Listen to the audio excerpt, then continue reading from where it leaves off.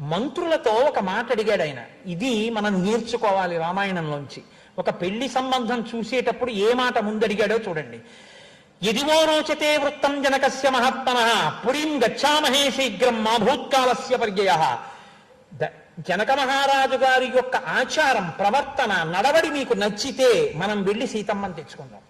ఎందుకంటే పుట్టింట్లో ఆచారం పట్టుకుని ఆడపిల్ల అత్తవారింటికి వస్తుంది.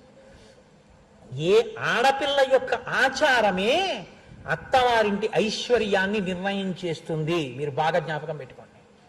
ఎందుకో తెలుసా? ఇంటికొచ్చిన కోడలు దీపం పెట్టి రేపొద్దున్న నా కోడలని తెచ్చుకున్న మామగారు శరీరం వదిలిపెట్టేస్తాడు. తప్పదు, ఎవరైనా వదిలిపెట్టవలసిందే. ఈ మామగారికి ఎంత ప్రీతితో కొడుకు తద్దినం పెట్టనివ్వండి, ఆయన వచ్చి పుచ్చుకోవడానికి లేదు. కోడలు దీపం పెట్టాలి. ఆవిడ నీ పెట్టనంటే